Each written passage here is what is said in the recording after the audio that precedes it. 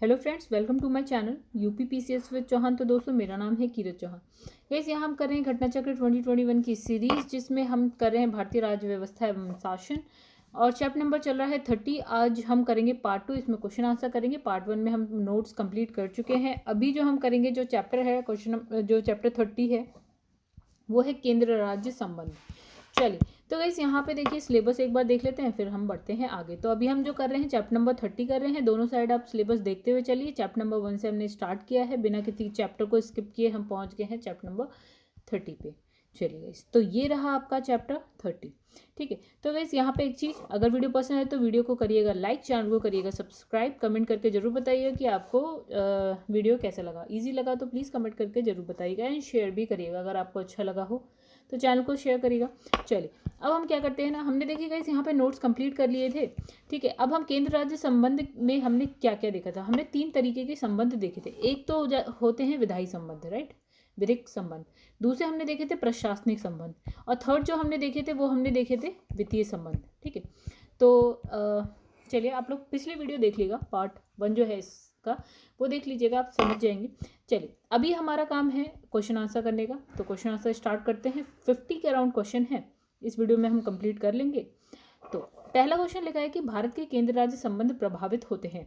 देखिए, इसमें लिखा है संविधान के प्रावधानों से, नियोजन प्रक्रिया से, राजनीतिक हितों के अंतर विरोध से, फिर लिखा है हुक्म चलाने की इच्छा प्रबलता से। चलिए, तो गाइस यहाँ पे आंसर है डी, यानी कि 1 2 3 4 सारे ही सही हैं। आइए समझते हैं थोड़ा सा। तो इसमें लिखा है केंद्र राज्य के मध्य जो बेहतर संबंधों की स्थापना के लिए उनके मत विधायी, प्रशासनिक, वित्तीय संबंधों का वर्णन संविधान के कौन से 2 भागों में हमने देखा था, भाग 11 और भाग 12 में किया गया है। तो भारत में केंद्रीय नियोजन प्रणाली को अपनाया गया है। क्या, फिर से हम देखते हैं, केंद्रीय नियोजन प्रणाली को अपनाया गया है। व्यवहार में ये देखने में आया है कि केंद्र और राज्य में एक दलीय सरकारों के होने और विपरीत दलों की सरकारों के होने पर दोनों के मध्य संबंध में उतार चढ़ाव आते रहते हैं, यद्यपि ये राष्ट्र के विकास में क्या होती है, बाधा। चलिए, मतलब इसने क्या बोला है, देखिए, एक समय ऐसा था ना कि केंद्र में भी कांग्रेस थी और राज्यों में भी कांग्रेस थी। गई ये तब है जब भारत आज़ाद हुआ था, तो केंद्र में भी आप देख रहे थे कांग्रेस है, और अधिकतर सारे राज्यों में भी कांग्रेस थी। चलिए, संबंध बहुत अच्छे। लेकिन एक समय ऐसा आया गया कि केंद्र में हम देख रहे थे अलग पार्टी की सरकार थी, और राज्यों में अलग अलग पार्टी की सरकारें आने लगी। ठीक है, तो यही वो तभी का टाइम था जब इंदिरा गांधी के आसपास का टाइम था। इंदिरा गांधी के जाने के बाद या उनके हटने के बाद जो हमने देखा कि राज्यों में अलग अलग सरकारें आने लगी पार्टी से। तो यहाँ क्या हुआ गाइस, यहाँ हमने देखा कि केंद्र राज्य संबंध बहुत ज़्यादा प्रभावित हो गए। चलिए, फिर से एक बार हम इसके विकल्प, तो इसने कहा कि ये प्रभावित होते हैं, कैसे होते हैं, संविधान के प्रावधानों से भी होते हैं, नियोजन प्रक्रिया से भी होते हैं, राजनीतिक हितों के अंतर विरोध से भी होते हैं, हुक्म चलाने की इच्छा प्रबलता से भी होते हैं। चलिए, ये कहाँ आया है, ये आया है आपका उत्तराखंड पीसीएस प्री 2002 का क्वेश्चन है। आगे बढ़ते हैं। तो भारत में केंद्र राज्य संबंध निर्भर करते हैं, तो गाइस निर्भर करते हैं, सभी 4 लिखे हैं। आइए समझते हैं।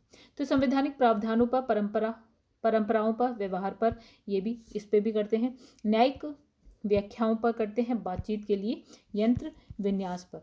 तो ये सारी चीज़ों पे जो है निर्भर करते हैं। ये क्वेश्चन आया है यूपी पीसीएस प्री 2009 का। आइए इसकी व्याख्या देख लेते हैं। तो भारत में केंद्र राज्य संबंध संवैधानिक प्रावधानों, परंपरा, व्यवहार, न्यायिक व्याख्याओं, बातचीत के लिए यंत्र विन्यास, तो मैकेनिज्म फॉर डायलॉग, इन चारों पर निर्भर करते हैं। चलिए, कुछ नहीं था इसमें एक्सप्लेन करने वाला। तो क्वेश्चन नंबर 3 देखते हैं क्या लिखा है। यहाँ लिखा है एक संघीय राज्य व्यवस्था में सम्मिलित है।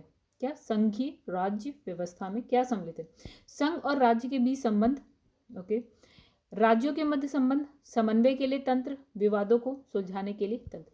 तो इसका आंसर है गाइस 1 2 3 4, यानी कि चारों ही सही है। चलिए, तो संघीय राज्य व्यवस्था में संघ और राज्य के बीच संबंध, राज्य के आपस में संबंध, पारंपरिक समन्वय के लिए तंत्र, विवादों को सुलझाने के लिए तंत्र, ये सारी चीजें क्या होती हैं, सम्मिलित होती हैं। किसमें गई, हम किसकी बात करें, संघीय राज्य व्यवस्था। चलिए, अब लिखा है केंद्र राज्य संबंधों को विशेष रूप से किस प्रसंग में म्यूनिसिपल संबंध कहा जाता है। तो किस प्रसंग में हम इस संबंध को म्यूनिसिपल संबंध कहेंगे। इसने लिखा है कि योजना प्रक्रम में राज्य पर केंद्र के नियंत्रण के प्रसंग में। ठीक है, आईएएस में आया हुआ क्वेश्चन है, समझते हैं। इसने लिखा है यहाँ पे गाइस, म्यूनिसिपल संबंध का आशय जो है सरकार की सभी स्तर, कौन कौन से स्तर, केंद्र, राज्य और स्थानीय स्तर। स्थानीय स्तर में मतलब गाइस क्या, पंचायत और वो आता है नगर पालिका। ठीक है, केंद्र में हम जानते हैं, राज्य में हम जानते हैं। तो इसमें क्या है, आपसी भागीदारी, परस्पर सहयोग से है क्या, म्यूनिसिपल संबंध का मतलब इसने बता दिया कि इनमें आपसी भागीदारी हो, परस्पर सहयोग हो। ठीक है, तो भारत में पंचायती राज अधिनियम लागू होने के बाद स्थानीय विकास के लिए योजना निर्माण, वित्तीय स्वायत्ता, फिर संसाधनों के संग्रह प्रबंधन में केंद्र, राज्य और स्थानीय निकाय भागीदारी सुनिश्चित की गई, मतलब इन सारी चीजों में। तो इससे योजना निर्माण में राज्यों पर केंद्र का नियंत्रण अत्यंत क्या हो गया, सीमित हो गया, और केंद्र राज्य संबंधों में क्या आया, नया आयाम जुड़ गया। चलिए आगे बढ़ते हैं। भारतीय संविधान के किस भाग में केंद्र राज्य विधायी संबंध दिए गए हैं? तो कौन कौन से भाग थे, भाग 11 और भाग 12। तो गाइस इसमें ये लिखा है आपका 10 और 1, ये हो गया 11। ठीक है, तो भाग 11 में भी है। अच्छा गाइस इसमें है केंद्र राज्य विधायी संबंध की बात कर रहे हैं। अगर हम केंद्र राज्य संबंध की बात करते हैं तो 11 और 12 दोनों में है, लेकिन विधायी संबंध इसमें है, प्रशासनिक संबंध भी इसमें है, लेकिन वित्तीय संबंध आपको भाग 12 में मिलेगा। चलिए, तो इसमें देखिए क्या लिखा है, यह वही कहानी लिखी है जो हमने अभी कही। देखिए क्या लिखा है, भारतीय संविधान का भाग 11 के अध्याय अगर आपको नहीं भी याद होता है तो कोई टेंशन की बात नहीं है, ये आर्टिकल्स नहीं याद होते हैं तो कोई टेंशन की बात नहीं है। तो इसमें केंद्र राज्य विधायी संबंध आर्टिकल 245 से लेकर 255 के मध्य से निरूपित किए गए हैं, और साथ ही विभिन्न विधायी विषयों को संविधान की 7वीं अनुसूची की 3 सूचियों, संघ सूची, राज्य सूची, समवर्ती सूची में विभाजित कर दिया गया है। चलिए नोट भी देख लेते हैं। इसमें लिखा है संघ सूची। चलिए ये 3 सूचियों के बारे में है ना, तो ये थोड़ा सा अच्छा हो जाएगा। तो संघ सूची में क्या है, अंतिम प्रविष्टि का संख्यांक कितनी है आपकी, 97 है।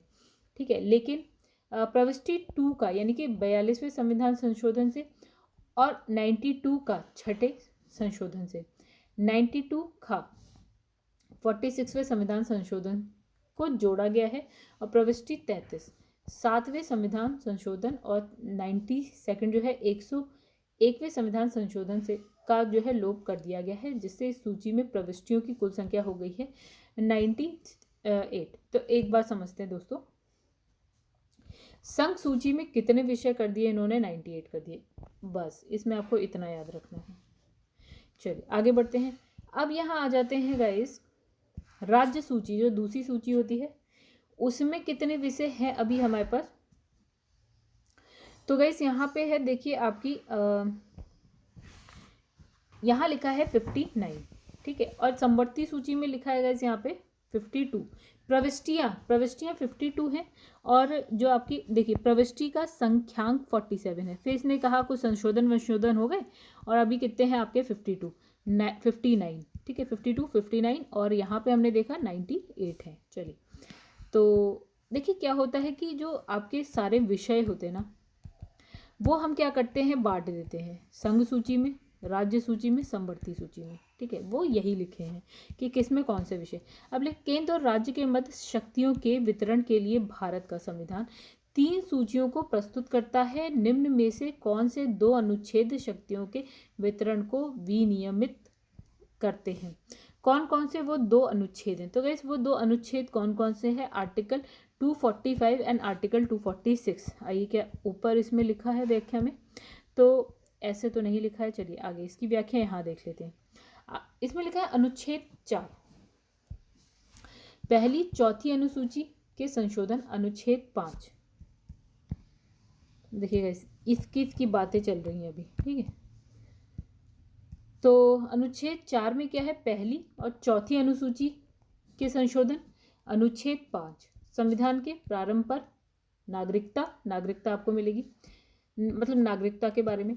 फिर लिखा है अनुच्छेद 56 57 राष्ट्रपति की पदावधि, पुनर्निर्वाचन हेतु पात्रता, आर्टिकल 141 142 उच्चतम न्यायालय यानी कि सुप्रीम कोर्ट की शक्तियों के बारे में उपबंध से संबंधित आर्टिकल 245। चलिए अब कहानी हमें क्या जाननी है गाइस, ये आपको क्वेश्चन में क्या था, तो 245 246 आंसर था। ठीक है, अब 245 46 का देखते हैं क्या लिखा है।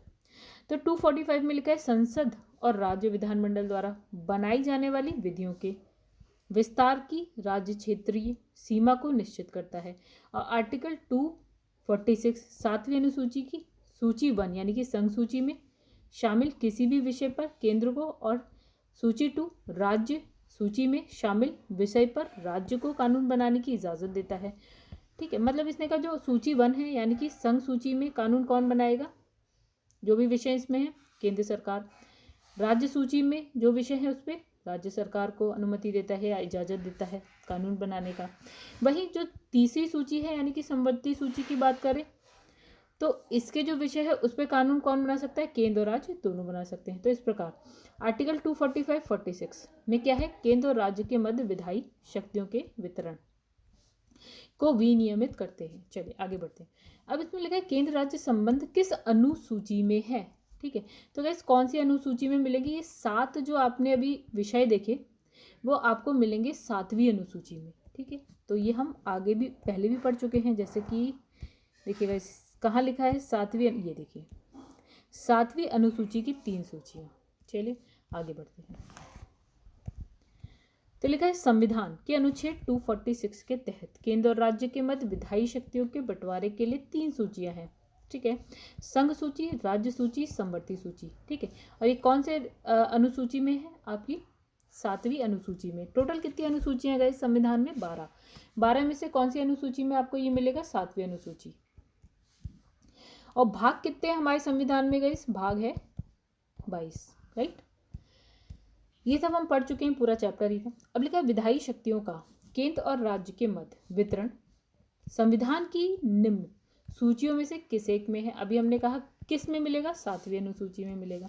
आगे बढ़ते हैं। वे विषय जिन पर केंद्र और राज्य सरकारें दोनों कानून बना सकती हैं वो कौन सी हैं। तो संघ सूची में सिर्फ केंद्र सरकार बना सकती है, राज्य सूची में राज्य सरकार बना सकती है, लेकिन समवर्ती सूची ऐसी सूची है गाइस,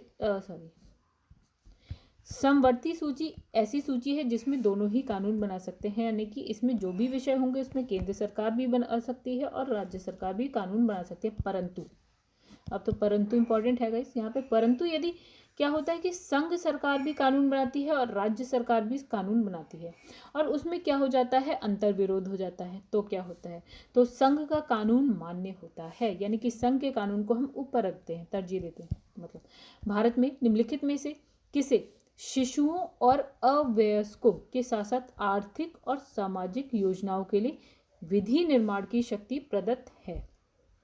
ठीक है, तो इसने कहा केवल केंद्र सरकार को, एक्चुअल में क्या है, अब यहाँ कहानी का क्या चल रही है।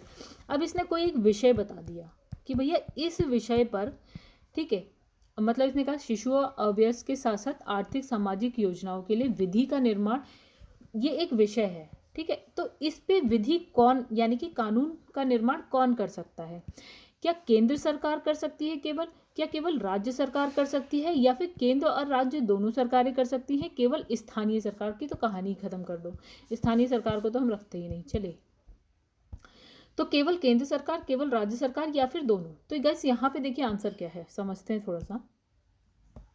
लिखा है संविधान का आर्टिकल 246 के उपबंधों के तहत 7वीं अनुसूची में केंद्र राज्य के बीच जो विधायी विषय है उसके संबंध में त्रिस्तरीय व्यवस्था की गई है। सूची 1, सूची 2, सूची 3, यानी कि संघ सूची, राज्य सूची, समवर्ती सूची। ठीक है, व्यवस्था हो गई। अब इन सूचियों में कौन कौन से विषय हैं, अभी तो हमने एक नंबर से देख लिया कि 98, ठीक है, 56, 52, ऐसे करके हमने एक नंबर देख लिया, लेकिन अब वो विषय कौन से हैं ये तो हमें नहीं पता।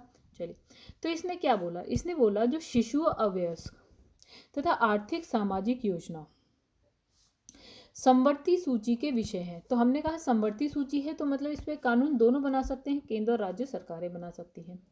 अतः क्या है, इस विषय के संबंध में कानून बनाने का अधिकार केंद्र सरकार को भी है, राज्य सरकार को भी है। अतः संविधान में शिशुओं, अल्पवयस्कों के साथ साथ आर्थिक सामाजिक योजनाओं के लिए विधि निर्माण की शक्ति दोनों के पास है, दोनों सरकारों के पास है। यही कहानी है बस। भारतीय संविधान में अवशिष्ट शक्तियां किसको दे दी गई हैं? अवशिष्ट शक्तियां क्या होती हैं? अभी हमने 3 सूचियां देखी है गाइस, और तीनों सूची में विषय भी देख लिए हमने कितने कितने होते हैं। अभी ये नहीं देखा कि कौन कौन से, ठीक है, चलिए कोई बात नहीं। तो हमने देख लिया गाइस। अब एक क्या होता है ना, एक एक विषय आता है, कुछ नया, मान लीजिए कुछ नया ऐसा हो गया है जिसके बारे में यहाँ नहीं लिखा है, तो ये हो गई आपकी अवशिष्ट। अब ये जो शक्ति है, यानी इस विषय पर कानून बनाने की जो शक्ति, वो किसको दे रखी है, क्वेश्चन ये पूछ रहा है। तो गाइस तब क्या होता है कि इसकी शक्ति किसको दे रखी होती है, हमने केंद्र सरकार बनाएगी उस पर कानून, यानी कि संसद को। राष्ट्रपति, केंद्रीय मंत्रिमंडल, राज्य नहीं, संसद ही कानून बनाएगी उस पर। संविधान के आर्टिकल 248(1) के अनुसार संसद को किसी ऐसे विषय के संबंध में जो समवर्ती सूची, राज्य सूची में प्रगणित नहीं है, विधि बनाने का अनन्य अधिकार है। अनन्य का मतलब सिर्फ और सिर्फ संसद ही विधि बना सकती है, जबकि पूर्णतः संघीय व्यवस्था में अवशिष्ट विधायी शक्तियां प्रायः राज्यों को प्रदान की जाती हैं। जैसे कि संयुक्त राष्ट्र अमेरिका की संघीय प्रणाली में अवशिष्ट विधियां, मतलब विधायी शक्तियां राज्य को सौंपी गई। अगर हम यूएसए की बात करते हैं तो जो अवशिष्ट शक्तियां हैं वो यूएसए को ना दी जाके, किसको, मतलब केंद्र को नहीं दे, मतलब यूएसए, पूरे यूएसए की जो गवर्नमेंट होगी उसको ना देके हम क्या करेंगे, वहाँ पे जो 50 राज्य हैं उनको उनकी जो भी है, जिस राज्य में भी है उसको दे देंगे। भारतीय संविधान में अवशिष्ट अधिकार को संघीय सरकार को दिया जाता है। संघीय मतलब केंद्र सरकार, यानी संसद हो गया। फिर लिखा है भारतीय संविधान का अनुच्छेद 249 संबंधित है राज्य सूची के विषय के संबंध में संसद की विधायी शक्तियों से। मतलब समझते हैं गाइस यहाँ पे थोड़ा सा, तो व्याख्या थोड़ी सी बड़ी है, थोड़ा से तो इसमें लिखा है भारतीय संविधान का अनुच्छेद 249 राज्य सूची के विषय के संबंध में संसद की विधायी शक्तियों से संबंधित है। चलिए समझे। तो इस अनुच्छेद का जो खंड 1 है उसके अनुसार यदि राज्यसभा ने उपस्थित और मत देने वाले सदस्यों में से कम 2/3 सदस्य द्वारा समर्थित संकल्प से घोषित कर दिया है कि राष्ट्रहित में यह आवश्यक है कि समीचीन है कि, मतलब आवश्यक और समीचीन है कि संसद राज्य सूची के ऐसे विषय के संबंध में जो कि संकल्प में विनिर्दिष्ट है विधि बनाए, तो संसद उस विषय के संबंध में भारत के संपूर्ण राज्य क्षेत्र या किसी भाग के लिए जो है विधि बना सकती है। का मतलब क्या है, यहाँ पे है आपका केंद्र, चलिए केंद्र नहीं लिखेंगे, यहाँ पे लिखेंगे संसद। यहाँ संसद में होता है गाइस एक लोकसभा, एक होती है आपकी राज्यसभा, और यहाँ हो गया आपका राज्य, तो राज्य में विधानमंडल, राइट। अब क्या हो रहा है, अभी राज्यसभा कहती है कि भैया कोई एक ऐसा विषय है जो राष्ट्रीय हित में है, ठीक है, और लेकिन ये विषय जो है राज्य सूची का है लेकिन राष्ट्र के हित में है, तो राज्यसभा क्या लाती है, एक संकल्प लाती है और इसे क्या है, पारित कराती है। कैसे, उपस्थित और मत देने वाले जो सदस्य होते हैं उसके अगर 2/3 सदस्य उसको हाँ बोल दें या उस पर हस्ताक्षर कर दें या वोट दे दें तो ये संकल्प हो जाता है पारित। अब इस राज्य सूची का जो विषय है जो राष्ट्रीय हित में है उस पर क्या करेगी, संसद जो है विधि बनाएगी, यानी कि कानून का निर्माण करेगी। वो पूरे भारत के लिए भी हो सकता है या किसी एक पर्टिकुलर क्षेत्र के लिए भी हो सकता है। इतनी सी बात लिखी है आर्टिकल 249 में। चलिए आर्टिकल 249 खंड 1 के अंतर्गत पारित प्रस्ताव निम्नलिखित में से किससे अधिक समय के लिए जो है प्रवर्त नहीं रहेगा। तो ये जो भी प्रस्ताव आया है ना गाइस, वो टोटल कितने साल के लिए रहेगा, अभी जो हमने ऊपर व्याख्या पढ़ी है, वो जो भी संकल्प पारित होगा जिसपे जो राज्य सूची का विषय राष्ट्रीय हित में होगा, जिसपे संसद कानून बनाएगी, वो अगले 1 साल तक रहेगा। चलो देखते हैं क्या लिखा है। तो आर्टिकल 249(2) के अनुसार जो फर्स्ट वाला था उसके अंतर्गत पारित प्रस्ताव 1 साल से अधिक समय तक नहीं रहेगा, परंतु यदि, अब क्या हो रहा है, जरूरी है कि 1 साल से ज़्यादा, यदि और जितनी बार किसी ऐसे संकल्प को बनाए रखने का अनुमोदन करने वाला संकल्प खंड 1 में उपबंधित रीति से पारित हो जाता है, तो और उतनी बार ऐसा संकल्प उस तारीख से जिसको वह इस खंड के अधीन अन्यथा प्रवर्त नहीं रखता 1 वर्ष की अवधि तक यह प्रवर्त रहेगा। मतलब ये 1 साल तक रहेगा। अगर फिर हम चाहते हैं कि और आगे रहे तो फिर से संकल्प आ जाएगा, ऐसा ही उसे पारित कराओ, आगे 1 साल के लिए बढ़ा दो। फिर लिखा है राज्यसभा द्वारा संविधान के आर्टिकल 249, यही वाला है गाइस, के अंतर्गत पारित संकल्प जिसके द्वारा संसद को राज्य सूची के विषय पर राष्ट्रीय हित में विधि निर्मित करने का अधिकार दिया गया है, प्रवृत्त रहेगा। कितने साल के लिए रहेगा? इस 1 साल से अधिक नहीं रहेगा। निम्नलिखित में से किस अनुच्छेद के अनुसार भारतीय संविधान अंतर्राज्यीय परिषद के संबंध में प्रावधान करता है? तो वो आर्टिकल बताना है जिसमें हम अंतर्राज्यीय जो परिषद है उसका गठन करते हैं। तो वो आर्टिकल है आर्टिकल 263 है, ठीक है। यूपी लोअर सब प्री 2009 में क्वेश्चन आया हुआ है। चलिए व्याख्या पढ़ते हैं। ओके, थोड़ी सी बड़ी व्याख्या है। तो यहाँ लिखा है कि अनुच्छेद 263 केंद्र राज्य के बीच समन्वय स्थापित करने के लिए राष्ट्रपति को एक अंतर्राज्यीय परिषद की स्थापना करने की शक्ति प्रदान करता है यदि, यानी कि अंतर्राज्यीय परिषद की स्थापना की शक्ति किसको है? हमारे पास राष्ट्रपति को है, राइट। कौन सा है? आर्टिकल 263, और केंद्र राज्य के बीच समन्वय स्थापित करने के लिए ये होता है, ठीक है। फिर इसने लिखा है कि यदि उसे ये प्रतीत होता है, यानी कि राष्ट्रपति को प्रतीत होता है कि उसकी स्थापना से लोकहित की सिद्धि होगी, तब वो ऐसा करता है, अंतर्राज्यीय परिषद का स्थापना या गठन करता है। इसकी स्थापना राज्यों के बीच विवादों की जांच करने, अब देखिए क्या क्या काम करता है। जैसे सपोज राज्य हैं, उनके बीच विवाद है कुछ, जैसे मान लेते हैं कि हरियाणा पंजाब के बीच में कोई विवाद चल रहा है, केरल कर्नाटका के बीच में कुछ विवाद चल रहा है, ठीक है। तो यही तो विवादों की जांच करेगा, उस पर सलाह देना, कुछ है सभी राज्यों के अथवा संघ एवं एक या अधिक राज्यों के सामान्य हित से संबंधित विषय। तो कुछ राज्य हैं, राज्यों के बीच में संघ या एक राज्य, संघ या एक से अधिक राज्य, तो कुछ सामान्य हित है इनके, तो उससे संबंधित विषय के अन्वेषण, उस पर विचार करने या ऐसे किसी विषय पर सिफारिश करने, विशेष रूप से उस विषय के संबंध में नीति और कार्यवाही के अधिक अच्छे समन्वय के लिए सिफारिश करने के लिए राष्ट्रपति के आदेश द्वारा की जाती है। क्या की जा रही थी गाइस? स्थापना की जा रही थी इस परिषद की, ठीक है। तो हमने देख लिया किस किस चीज के लिए हम इसको यूज करते हैं। तो अंतर्राज्यीय परिषद का निर्माण, परिषदों का निर्माण स्रोत क्या है? संवैधानिक है, यानी इसमें संविधान में है ये, ठीक है। तो आर्टिकल भी है 263। चलिए आगे बढ़ते हैं। संविधान में उल्लिखित प्रावधानों के तहत इसकी स्थापना होती है। कौन सा आर्टिकल? 263। चलिए आगे नेक्स्ट क्वेश्चन पे आते हैं। एक अंतर्राज्यीय परिषद की स्थापना की जा सकती है राष्ट्रपति के द्वारा, जैसे कि हमने अभी पढ़ा। अंतर्राज्यीय परिषदों का निर्माण स्रोत क्या है? संविधान, संवैधानिक है, ये संविधान में है ऑलरेडी कि आप कर सकते हैं अगर ऐसा कुछ होता है तो। निम्नलिखित में से कौन अंतर्राज्यीय परिषद गठन करने के लिए अधिकृत है, यानी कि कौन कर सकता है इसका गठन? तो राष्ट्रपति को यह अधिकार दे रखा है।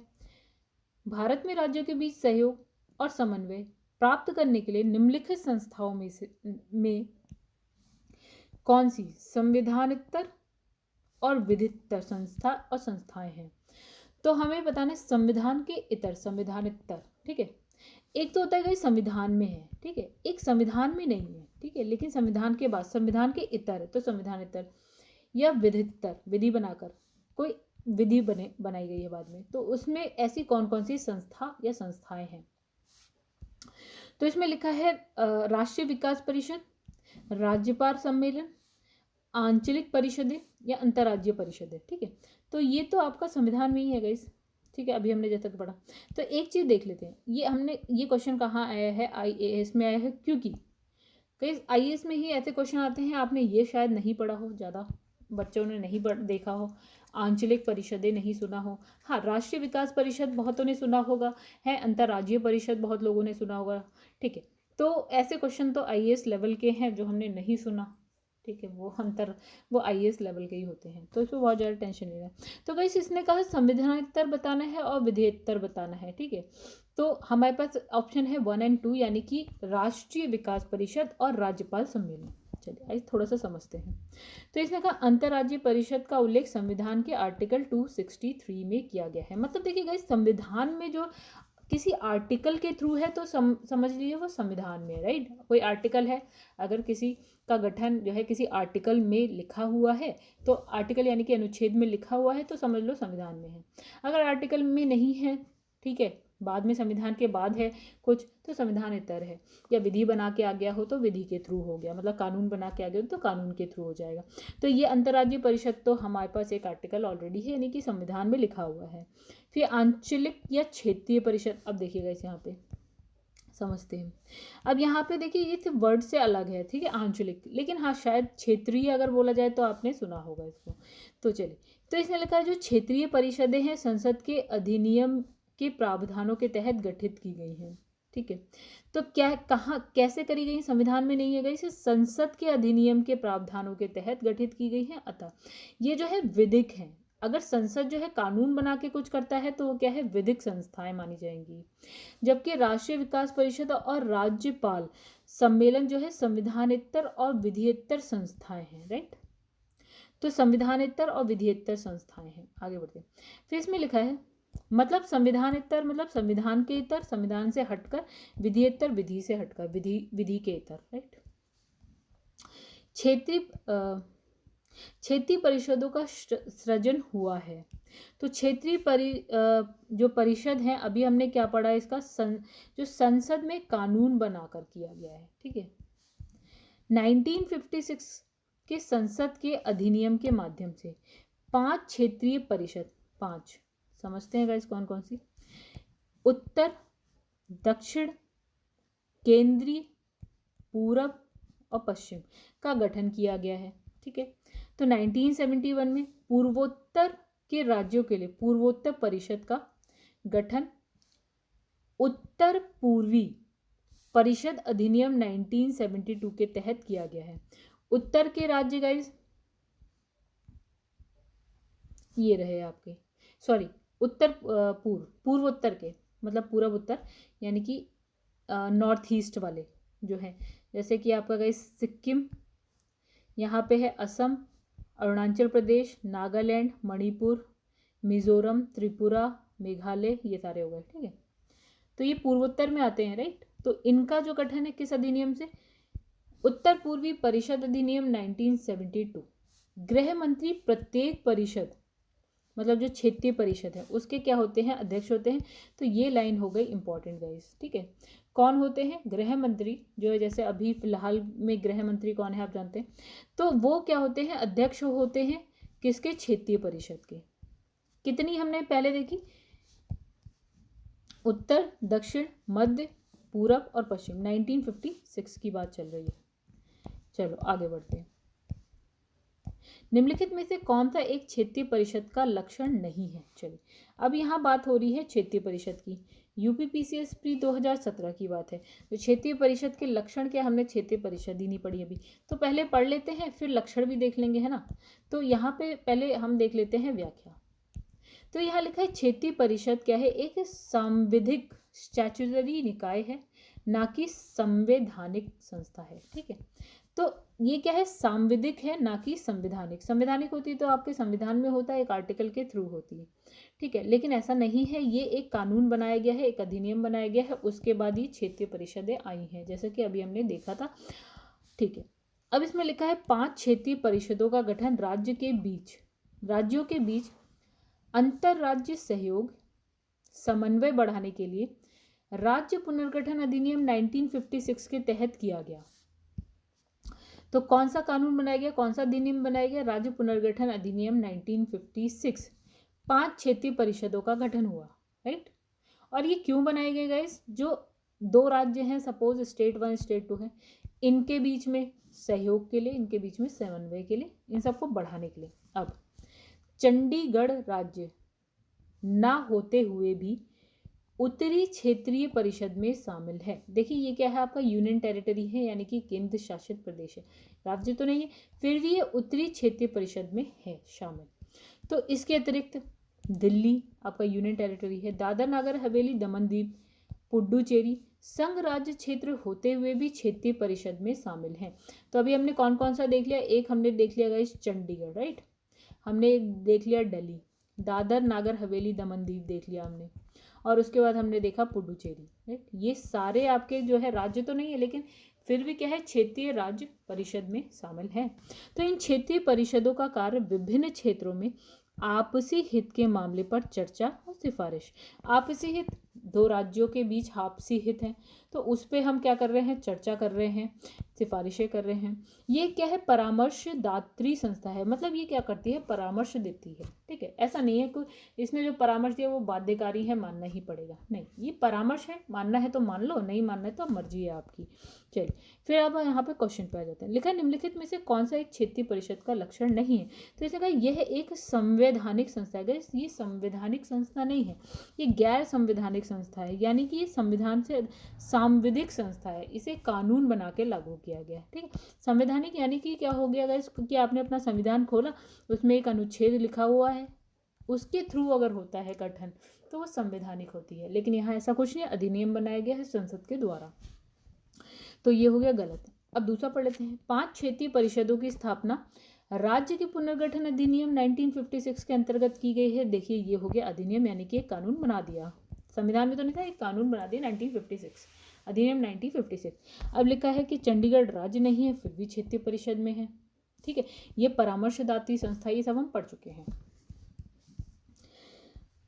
ओके, भारत में क्षेत्रीय परिषदों के संदर्भ में निम्न में से कौन सा कथन सही है। आइए, तो अभी तो हम थोड़ा बहुत पढ़ चुके हैं, तो थोड़ा बहुत समझ भी सकते हैं। परिषदें भारतीय संघ व्यवस्था के उपसंघीय सूत्र के रूप में कार्य करती हैं। ओके, संघ व्यवस्था का उपसंघ। ओके, परिषदें भारतीय संघ व्यवस्था में राज्यों के मध्य सहयोग और एकीकरण का मार्ग प्रशस्त करती हैं। चलिए दूसरा तो आई थिंक आप समझ गए होंगे, बहुत ही सिंपल है और सही भी है।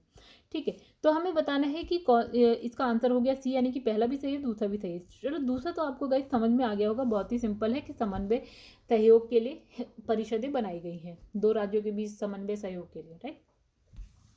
दो राज्यों के बीच, केंद्र शासित प्रदेशों के बीच, या राज्य के जो भी है संघ राज्य के बीच, तो वैसे राज्यों के बीच हो रही है, और केंद्र शासित प्रदेश भी इसमें इन्वॉल्व हैं, जैसे कि दिल्ली हो गया, पुडुचेरी, दादर नगर हवेली, चंडीगढ़। अब देखिए यहाँ पे लिखा है क्षेत्रीय परिषद भारतीय संघ व्यवस्था के उपसंघीय सूत्र के रूप में कार्य करती है। इसको समझते हैं क्या लिखा है। ये एक बेहतर मंच प्रदान करती है, क्या, कौन, क्षेत्रीय परिषदें, जहां पर केंद्र और राज्य के बीच या राज्य के बीच पारस्परिक जो अमान्यताओं को स्वतंत्र निष्पक्ष विचार विमर्श परामर्श के माध्यम से सुलझाया जा सकता है। मतलब कोई भी चीज है, यानी अमान्यताएं लिखा है, तो इसको आराम से क्या है, सुलझाया जा सकता है गाइस। कोई प्रॉब्लम है अगर, तो उसको सुलझा सकते हैं, समन्वय स्थापित कर सकते हैं, सहयोग स्थापित कर सकते हैं। अब इसमें ये आर्थिक और राजनीतिक सांस्कृतिक रूप से एक दूसरे से जुड़े राज्यों के लिए सहयोगात्मक प्रयास के क्षेत्रीय मंच हैं। वही बात लिखी है, घुमा फिरा के लिख दी है बस, ठीक है ना। अब आगे बढ़ते हैं। फिर इसने लिखा है नेक्स्ट गाइस, ये क्षेत्रीय परिप्रेक्ष्य को ध्यान में रखते हुए क्षेत्रीय पहलुओं को शामिल कर विशिष्ट मामलों पर ध्यान केंद्रित करने के लिए सक्षम है। इस प्रकार के क्षेत्रीय परिषदें भारतीय संघ व्यवस्था में राज्यों के मध्य सहयोग और एकीकरण का मार्ग प्रशस्त करती हैं। कुछ नया नहीं लिखा है इसमें, बस हिंदी थोड़ी सी टफ हो जाती है, बस बातें समझ में आना कम हो जाती हैं, और कुछ नहीं लिखा है। झारखंड क्षेत्र स्वायत्त परिषद का गठन कब हुआ। ओके, तो क्वेश्चन भी झारखंड का ही होगा गाइस इतना। तो देखिए झारखंड पीसीएस 2021 का है, तो कब हुआ गाइस, 8 अगस्त 1995। चलिए, झारखंड क्षेत्र स्वायत्त परिषद का गठन 8 अगस्त 1995 को संथाल परगना और छोटा नागपुर क्षेत्र के 18 जिले को शामिल करते हुए किया गया था, तथा शिबू सोरेन इस परिषद के अध्यक्ष नामित किए गए थे। तो गाइस देखिए, झारखंड वालों के लिए तो वेरी इंपॉर्टेंट याद होना चाहिए उन्हें, ठीक है। अगर आप झारखंड के नहीं हैं तो आप अपने राज्य से रिलेटेड ये क्वेश्चन बना सकते हैं और देख सकते हैं, नेट पे मिल जाएगा आपको, जरूर देखिएगा। लिखा है निम्न में से कौन सा एक सही सीमित नहीं है।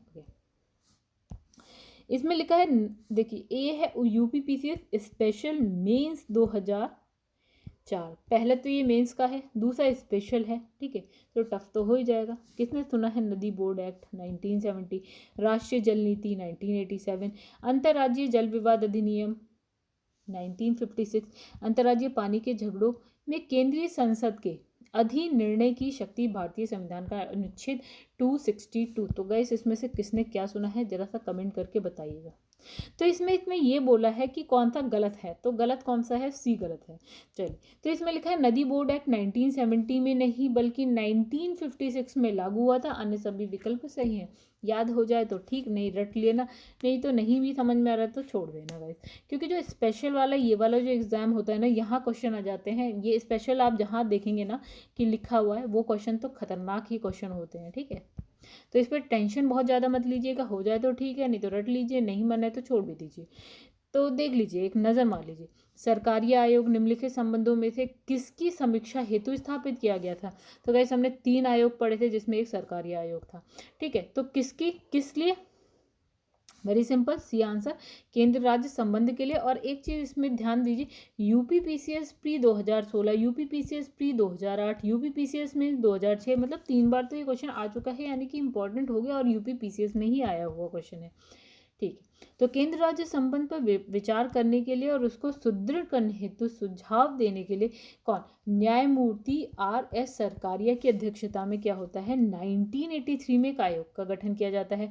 और इसे को हम कब बोल देते हैं, सरकारी आयोग। किस चीज़ के लिए है, केंद्र राज्य संबंध, ठीक है, पर विचार करने के लिए और इसको बेहतर बनाने के लिए।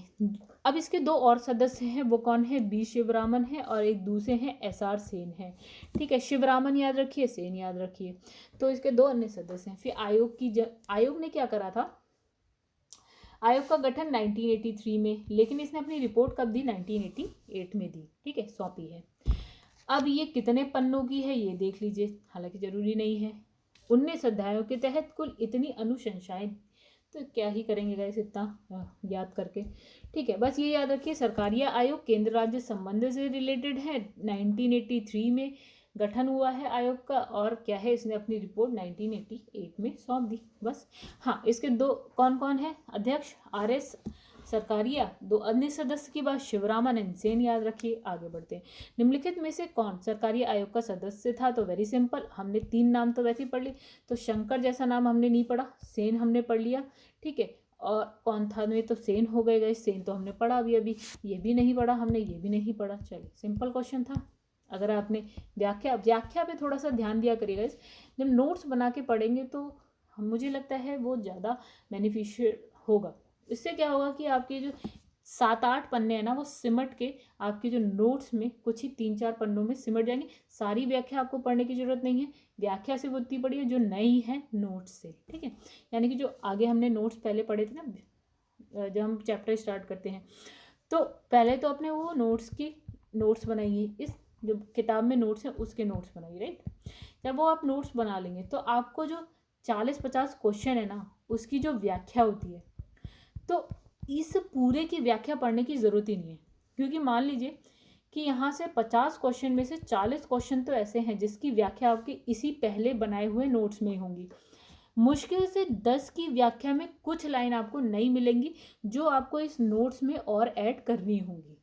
बस आप वो नोट्स जो इस किताब में स्टार्टिंग में आपको मिलेंगे वो, प्लस वो 10 क्वेश्चन की व्याख्या और इसमें क्या कर दिए आप ऐड कर दीजिए।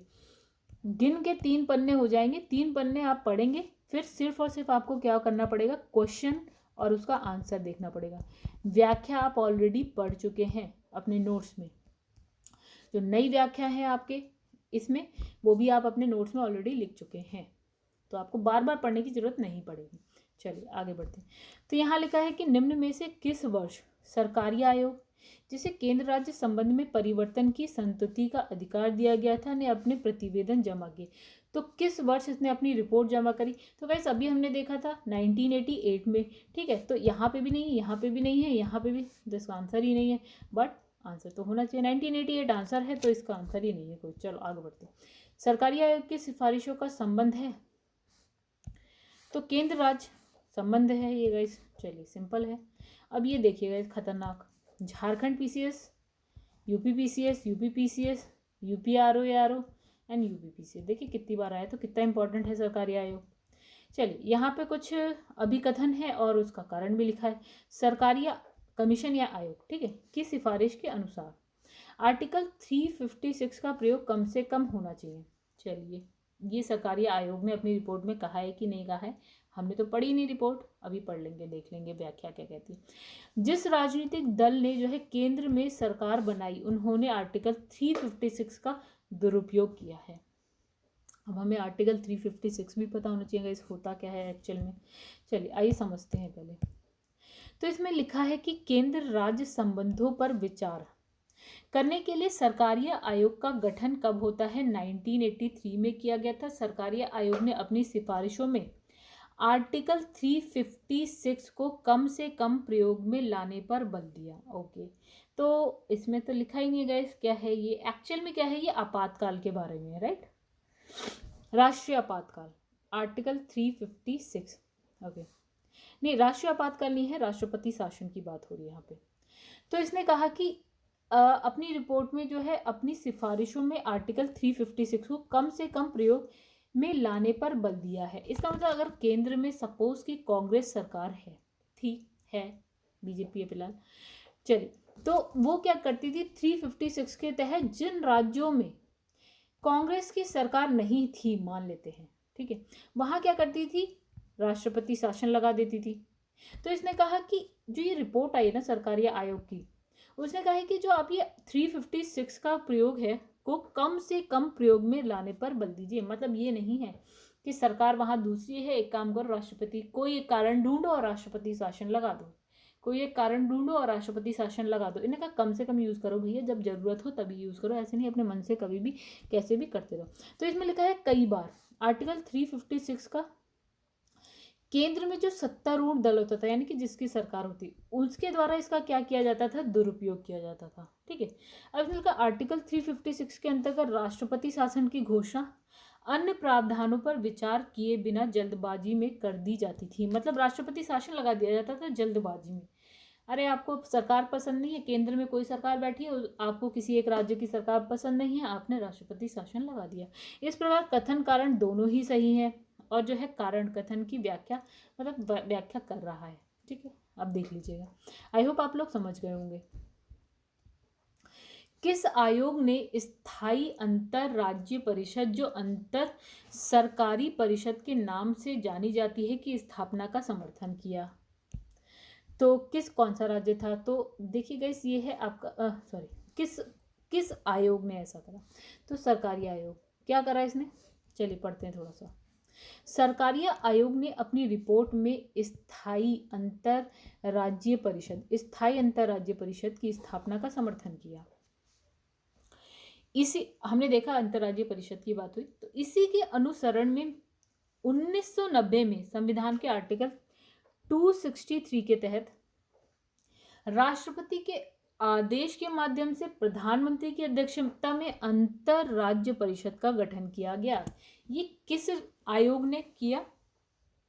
सिफारिश दी गई सरकारी आयोग ने, ठीक है। तो आई होप आप समझ गए होंगे, इसमें कुछ भी नहीं है। आर्टिकल 263 हम ऑलरेडी पढ़ चुके हैं, अंतर्राज्यीय परिषद है। यहाँ एक नई चीज हमें पर, हाँ, किसके आदेश पर बन रही है? ये हो रही है राष्ट्रपति के आदेश पर। प्लस इसमें नया हमने क्या पढ़ लिया कि इसका जो अध्यक्ष होता है वो कौन होता है? प्रधानमंत्री होता है। चलिए आगे बढ़ते हैं। निम्नलिखित में से कौन भारत में संघ राज्य संबंध से संबंधित नहीं है? अभी हमने 3 आयोग पढ़े थे जब हम नोट्स पढ़ रहे थे इस बुक के, इस चैप्टर के, तो हमने 3 आयोग पढ़े थे। एक हमने पढ़ा था सरकारी आयोग, फिर हमने देखा था राज मन्नार समिति, फिर हमने देखा था पुंछा। ये तीनों जो है आपका केंद्र राज्य संबंध से संबंधित है। चलिए थोड़ा सा आगे बढ़ते हैं, व्याख्या देख लेते हैं। इंद्रगुप्त, हाँ, तो वैसे ये है आपका सी वाला है इंद्रजीत गुप्ता समिति की बात। चलिए, तो यहाँ लिखा है इंद्रजीत गुप्ता समिति का गठन 1998 में चुनाव सुधार और जनप्रतिनिधित्व कानून 1951 में संशोधन के लिए सुझाव देने के लिए किया गया था, ना कि केंद्र राज्य संबंध के लिए, ठीक है। तो इस समिति का मुख्य उद्देश्य क्या था? चुनाव कार्यों में राज्य की ओर से धन उपलब्ध कराए जाने की व्यवहार्यता का विशेष अध्ययन करना और उस पर अपना निष्कर्ष देना था। शेष 3 जो है वो आपका किससे है? संघ राज्य संबंध से संबंधित है, ठीक है। आई होप आप लोग को पता होगा, जब हमने नोट्स पढ़े थे तो सबसे लास्ट वाला जो पैराग्राफ था वो यही था। चलिए आगे बढ़ते हैं फिर हम लोग।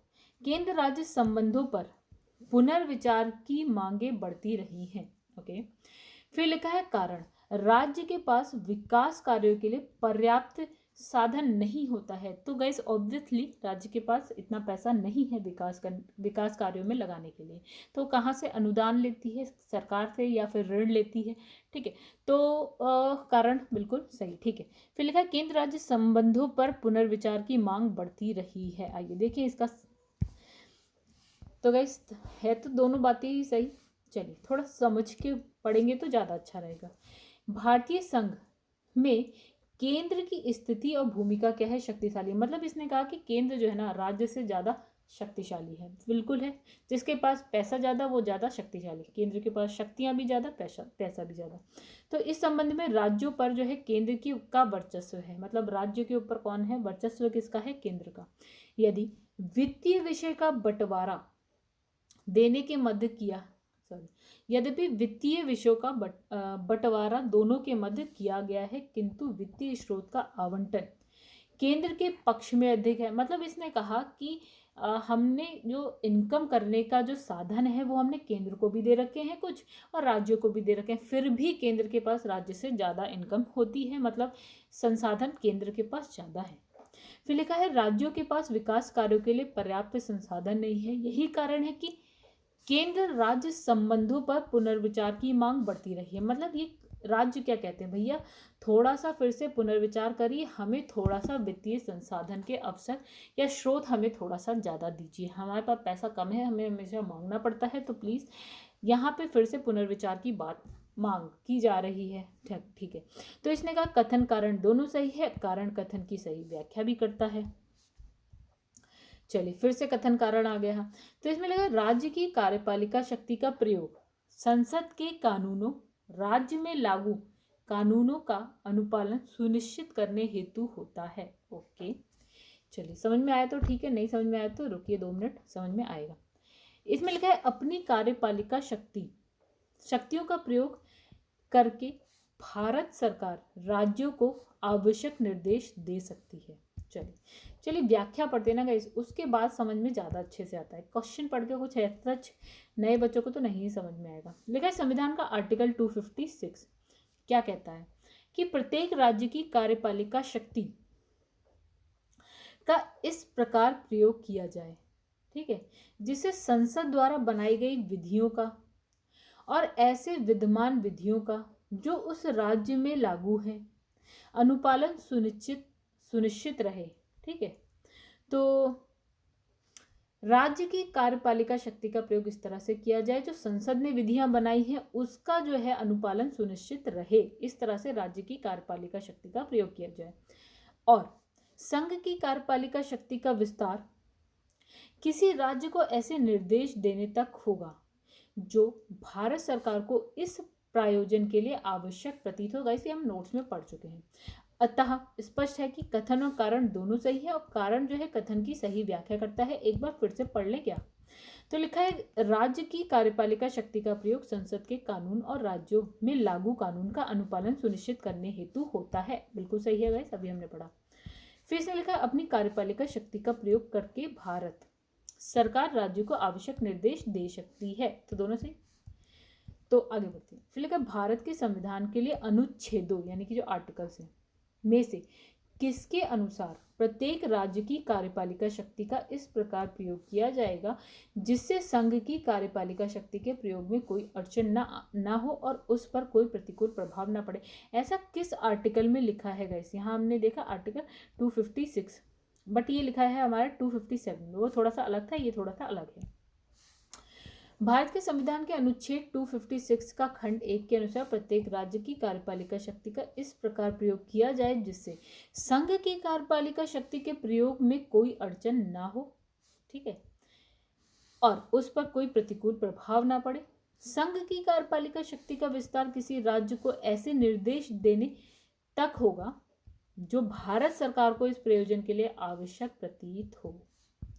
चलिए नेक्स्ट पे आते हैं। भारतीय संविधान का कौन सा भाग केंद्र और राज्य के मध्य जो है आपका वित्तीय संसाधनों का वितरण प्रस्तुत करता है? तो भाग 12। 11 में कौन कौन से आते हैं? विधायी संबंध और प्रशासनिक संबंध। भाग 12 में वित्तीय संबंध।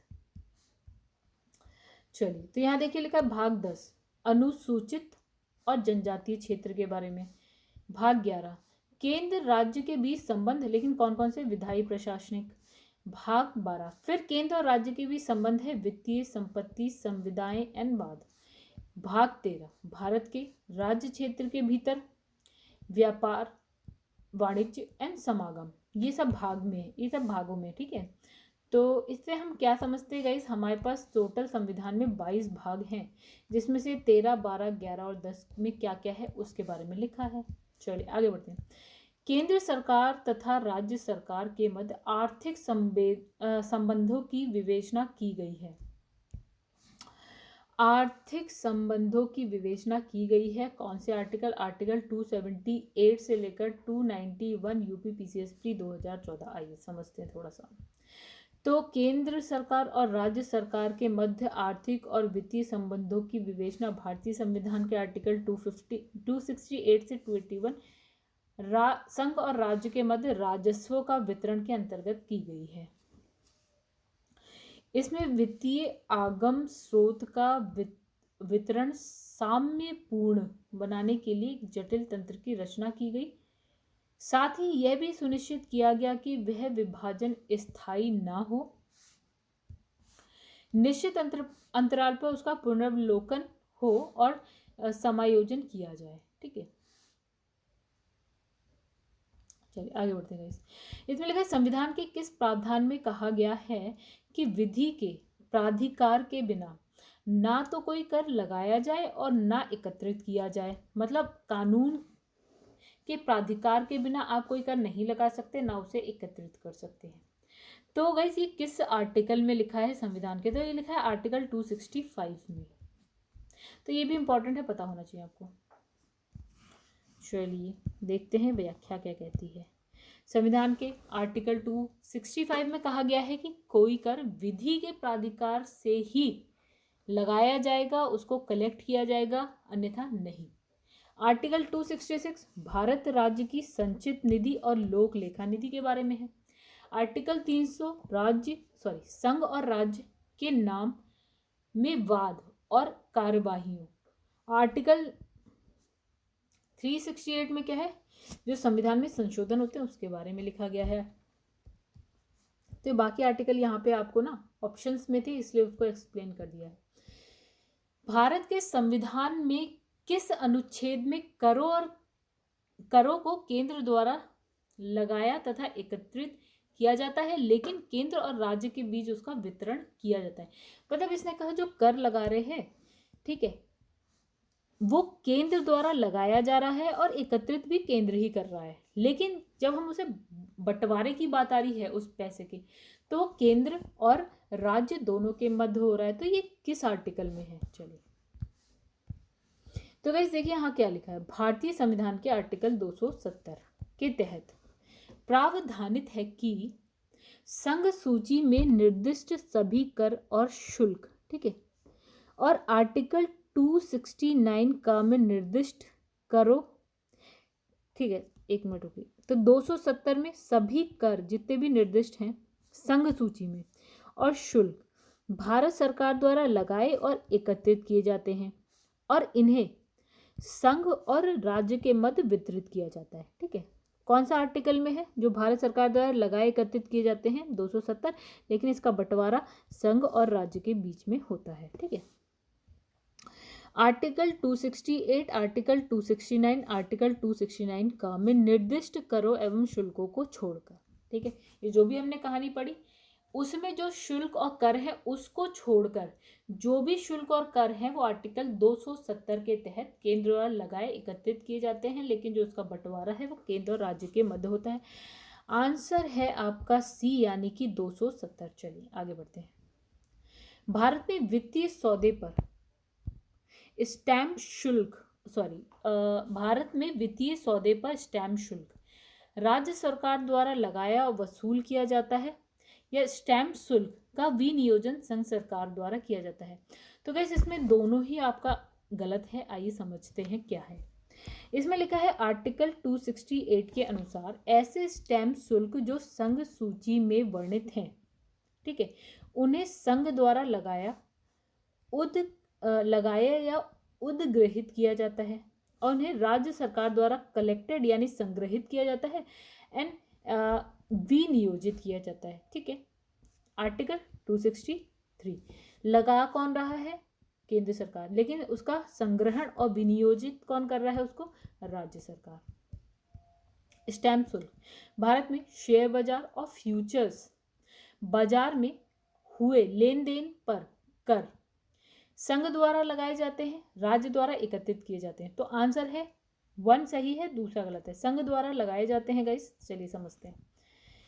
संविधान की 7वीं अनुसूची में केंद्र और राज्यों के मध्य शक्तियों के बंटवारे के बारे में कहा गया है। 3 अनुसूचियां हैं, संघ सूची, राज्य और समवर्ती सूची। प्रश्नानुसार शेयर बाजार और फ्यूचर बाजार में हुए लेन देन पर कर संघ सूची के अंतर्गत आता है। तो इसे संविधान के आर्टिकल 270 के तहत संघ द्वारा लगाया जाता है, संघ द्वारा ही एकत्रित किया जाता है। ठीक है। लगाता भी संघ है, एकत्रित भी संघ करता है। भारत में प्रतिभूति हस्तांतरण कर यानी कि STT वर्ष 2004 से लागू किया गया था। चलिए आगे। क्या संविधान के अंतर्गत भारतीय संघ के राज्य विदेशी ऋण सीधे लेने की शक्ति रखते हैं? तो आंसर है नहीं। लिखा है संविधान के आर्टिकल 293(1) के तहत राज्यों की कार्यपालिका शक्ति का विस्तार उस राज्य की संचित निधि की प्रतिभूति पर ऐसी सीमाओं के भीतर यदि कोई हो जिन्हें ऐसे राज्य का विधानमंडल समय समय पर विधि द्वारा नियत करे। भारत के राज्य क्षेत्र के भीतर उधार लेने तक और ऐसी सीमाओं के भीतर प्रत्याभूति देने तक ही है। अतः स्पष्ट है कि संविधान के अंतर्गत भारतीय संघ के राज्य विदेशी ऋण सीधे नहीं प्राप्त कर सकते। राज्य द्वारा विदेशी ऋण केंद्र सरकार के माध्यम से ही प्राप्त किए जाएंगे। मतलब इसने कहा जो विदेशी ऋण है आपको किसके माध्यम से प्राप्त होंगे? केंद्र सरकार। UPPCS मेंस 2012 का क्वेश्चन है। इसमें भारत सरकार को कृषि आय कर कौन समुदेशित करता है? कृषि आय कर। तो गाइस कौन? भारत का संविधान। ठीक है। तो इसमें लिखा है संविधान की 7वीं अनुसूची के तहत राज्य सूची में प्रविष्ट 46 के तहत आय कृषि आय पर जो है कर का उल्लेख है। अर्थात यह जो है विषय राज्य के अधिकार क्षेत्र में है और साथ ही संविधान के आर्टिकल 274 में कृषि आय कर या ऐसे कराधान जिसमें राज्य हितबद्ध होता है हेतु प्रावधान नियत किया गया है। ठीक है। निम्नलिखित करों में से किसके अंतर्गत व्यक्ति द्वारा देयपूर्ण धनराशि संविधान द्वारा सीमित कर दी गई है? तो गाइस ये है UPPCS मीन्स डी, व्यापार, व्यवसाय और वित्त कर। चलिए समझते हैं। आर्टिकल 276(2) के तहत राज्य को या उस राज्य में किसी एक नगर पालिका, जिला बोर्ड, स्थानीय बोर्ड, अन्य स्थानीय प्राधिकरण को किसी एक व्यक्ति के बारे में वृत्तियों, व्यापार, आजीविकाओं और नियोजन पर करों के रूप में संदेय कुल रकम 2500 रुपये 60वें संविधान संशोधन 1988 द्वारा 250 रुपये के स्थान पर प्रति वर्ष तक सीमित कर दी गई है। 2002-2004 का ये क्वेश्चन है। भारतीय संविधान के निम्नलिखित किन अनुच्छेदों द्वारा अंतर्राज्यीय व्यापार और व्यवसाय की स्वतंत्रता प्रदान की गई है? अंतर्राज्यीय व्यापार और व्यवसाय। तो आर्टिकल 301 भारतीय संविधान के अनुच्छेद 301 के अनुसार भाग 13 के अन्य उपबंधों के अधीन रहते हुए भारत के राज्य क्षेत्र में सर्वत्र व्यापार और वाणिज्य समागम जो है अबाध होगा। ठीक है। तो गाइस यहाँ पे देखिए आपका चैप्टर हो गया खत्म। पसंद आया हो तो लाइक करिएगा, कमेंट करके जरूर बताइएगा, पसंद आया हो तो शेयर भी करिएगा गाइस। ठीक है। एंड चैनल को सब्सक्राइब नहीं किया है तो कर लीजिएगा। चलिए यहाँ पे वीडियो को करते हैं एंड मिलेंगे आपसे नेक्स्ट वीडियो में नेक्स्ट चैप्टर के संग जो कि है आपात उपबंध। चलिए यहाँ पे वीडियो को करते हैं एंड तब नेक्स्ट वीडियो तक के लिए धन्यवाद।